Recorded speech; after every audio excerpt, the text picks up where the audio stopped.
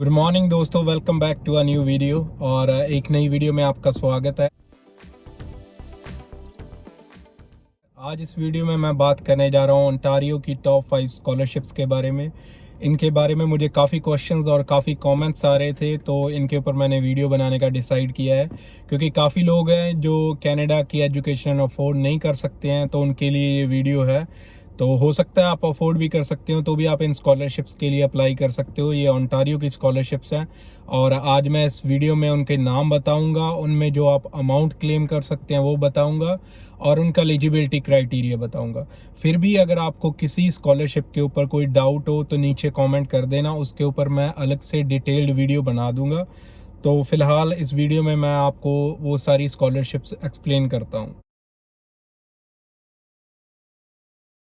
तो सबसे पहली स्कॉलरशिप पे मैं आता हूँ, उसका नाम है ओंटारियो ट्रिलियम स्कॉलरशिप, OTS। फिलहाल के लिए ये स्कॉलरशिप सस्पेंडेड है due to provincial government funding issue. और जब ये इशू रिजॉल्व हो जाएगा तो ये जो स्कॉलरशिप है ये सबसे ज़्यादा वैल्यूड स्कॉलरशिप है और इसमें आप $40,000 साल के क्लेम कर सकते हो, जिसमें से जो 2/3 है ऑलमोस्ट $26,000 के करीब वो प्रोविंशियल गवर्नमेंट पे करती है और 13 से 14,000 जो डॉलर्स हैं वो यूनिवर्सिटी आपको पे करती है। तो ऑलमोस्ट $40,000 एक साल के बन जाते हैं। अब मैं इसके एलिजिबिलिटी क्राइटेरिया पे आता हूँ। एलिजिबिलिटी क्राइटेरिया में एक तो आप इंटरनेशनल स्टूडेंट होने चाहिए, ये डोमेस्टिक स्टूडेंट्स के लिए अवेलेबल नहीं है स्कॉलरशिप। और दूसरा, आप PhD में आपकी एडमिशन होनी चाहिए, आप फुल टाइम स्टूडेंट होने चाहिए यहाँ पे यूनिवर्सिटी में PhD के।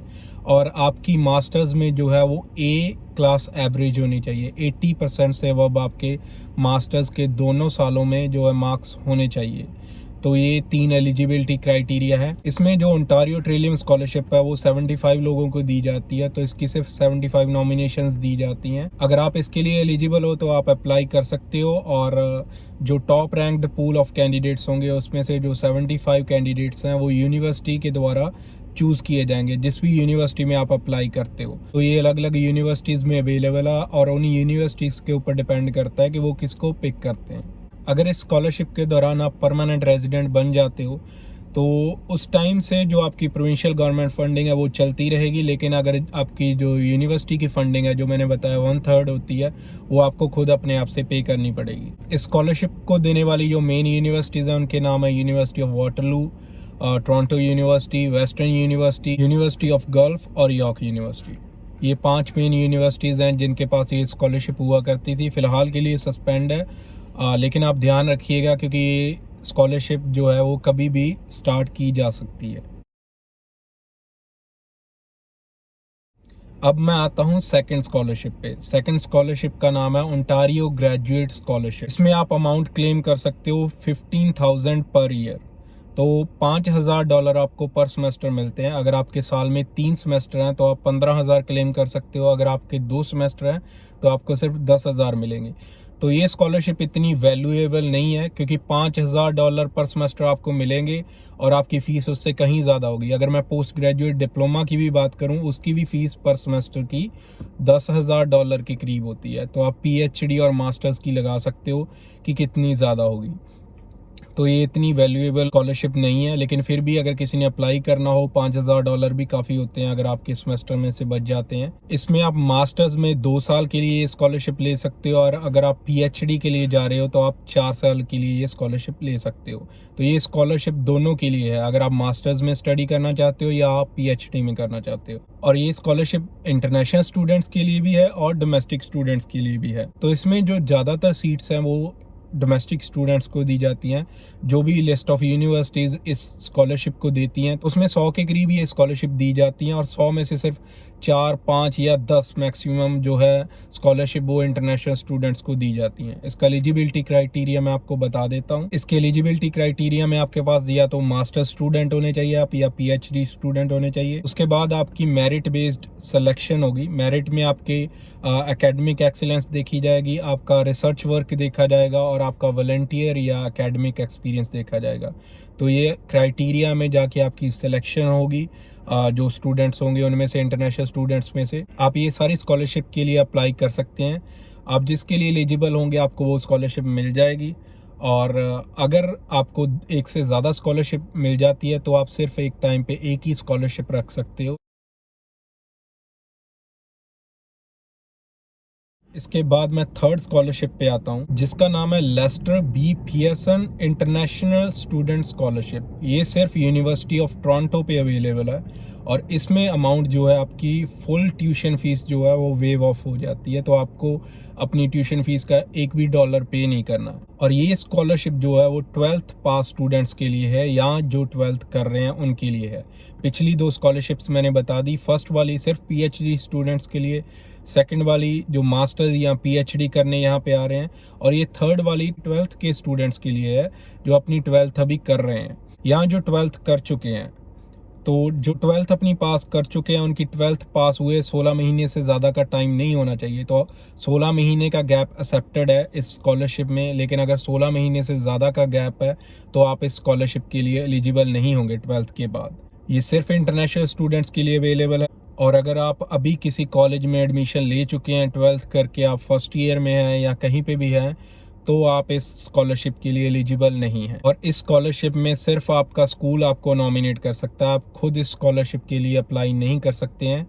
तो स्कॉलरशिप की जो वेबसाइट है टोरंटो यूनिवर्सिटी की, आपके स्कूल को वहाँ पे जाके रजिस्टर करवाना पड़ेगा। अब आपका स्कूल वेरीफाइड हो जाएगा स्कॉलरशिप में, तो आपका स्कूल आपको नॉमिनेट कर सकता है। तो जो भी स्कूल इस लिस्ट में वेरीफाइड हैं, सिर्फ वही स्कूल अपने स्टूडेंट्स को नॉमिनेट कर सकते हैं, और हर स्कूल सिर्फ एक स्टूडेंट को नॉमिनेट कर सकता है। तो ये स्कॉलरशिप का मोटिव ही यही है कि ऑल ओवर दी वर्ल्ड ये बेस्ट स्टूडेंट्स को पिक करना चाहते हैं। तो इसमें आप टोरंटो यूनिवर्सिटी में बहुत सारे कोर्सेज में अप्लाई कर सकते हैं, लेकिन ये जो स्कॉलरशिप है वो आपको सिर्फ फर्स्ट चॉइस ऑफ प्रोग्राम में मिलेगी। जो प्रोग्राम आपका सबसे ज़्यादा प्रेफरेबल होगा, सिर्फ उसी में आपको ये स्कॉलरशिप मिलेगी। बाकी कोर्सेज में आपको एडमिशन मिल सकती है, लेकिन उनमें आपको स्कॉलरशिप नहीं मिलेगी। अब मैं फोर्थ पे आता हूँ। फोर्थ पे है university of Waterloo international student awards. इसमें दो स्कॉलरशिप्स आ जाएंगी। पहली है इंटरनेशनल डॉक्टरल स्टूडेंट अवार्ड और दूसरी है international masters award of excellence. Doctoral student award में जो है आप एक सेमेस्टर का $5,000 क्लेम कर सकते हो, तो साल का $15,000 क्लेम कर सकते हो अगर आपके 3 सेमेस्टर हैं। और ये अमाउंट डिपेंड करती है आपके क्राइटेरिया पे कि आप बैचलर से डायरेक्ट पीएचडी में आ रहे हो, और इसमें आप बैचलर से डायरेक्ट पीएचडी में भी जा सकते हो, या मास्टर्स करके पीएचडी में आ रहे हो, या मास्टर्स से आप ट्रांसफ़र ले रहे हो पीएचडी में। इन तीनों केसेस में आपकी जो स्कॉलरशिप की अमाउंट है वो वेरी करेगी। डॉक्टरल स्टूडेंट अवार्ड में एलिजिबिलिटी क्राइटेरिया है कि आप इंटरनेशनल स्टूडेंट होने चाहिए, आपकी फुल टाइम पीएचडी कोर्स में एडमिशन होनी चाहिए, और उसके बाद आपकी रैंकिंग होगी आपकी एकेडमिक एक्सीलेंस पे और आपके रिसर्च पे और आपके एक्सपीरियंस पे। तो जो टॉप रैंक्ड कैंडिडेट्स होंगे उनको ये स्कॉलरशिप दी जाएगी। अब मैं आता हूँ मास्टर्स अवार्ड ऑफ एक्सीलेंस। ये भी यूनिवर्सिटी ऑफ वाटरलू के साथ ही है। तो इसमें आपको $2,500 पर सेमेस्टर मिलेंगे, जो कि उससे हाफ है जो डॉक्टरल में थी। और इसमें लेकिन ज़रूरी नहीं है कि आपको पीएचडी में ही एडमिशन लेनी है, आप मास्टर्स करके किसी भी रिसर्च बेस्ड प्रोग्राम में एडमिशन ले सकते हैं और आप क्लेम कर सकते हैं ये अमाउंट। तो $2,500 आपको पर सेमेस्टर के मिल जाएंगे। अब जो लास्ट सबसे इम्पॉर्टेंट स्कॉलरशिप आती है, ये 12th स्टूडेंट्स के लिए है जो अभी 12th कर रहे हैं। इसका नेम है Global Leadership Award by Ontario Tech University. तो इसमें 4 साल की अगर आप डिग्री करते हो तो आप $72,000 क्लेम कर सकते हो 4 साल में। और ये स्कॉलरशिप सिर्फ सितंबर इनटेक स्टूडेंट्स के लिए अवेलेबल है।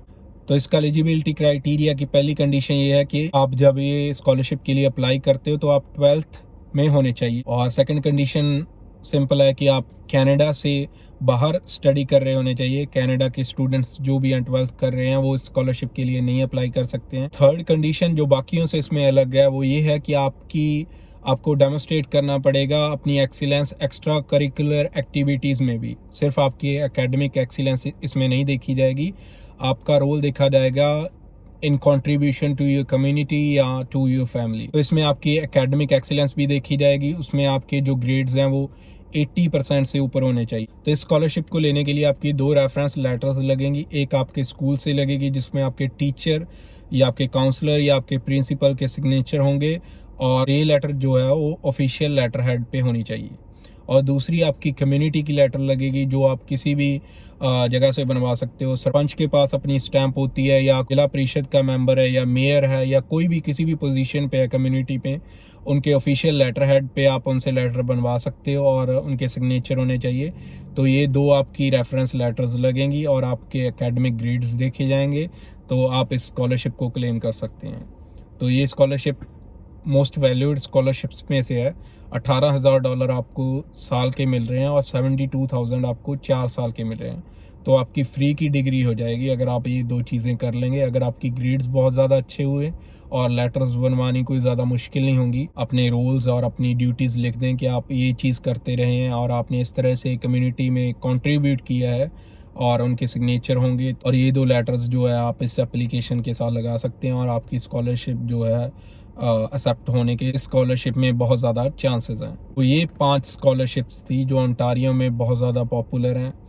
होपफुली मैंने पांचों को बहुत अच्छे से एक्सप्लेन कर दिया होगा, लेकिन अगर आपको फिर भी कोई डाउट हो और आप किसी स्कॉलरशिप को और ज़्यादा डिटेल में पूछना चाहते हो तो नीचे कमेंट करें, और बाकी वीडियो को लाइक ज़रूर करें, क्योंकि जितना आप वीडियो को लाइक करेंगे उतना ही हमारा चैनल ग्रो होगा, और हमें आपकी सपोर्ट की बहुत ज़्यादा ज़रूरत है।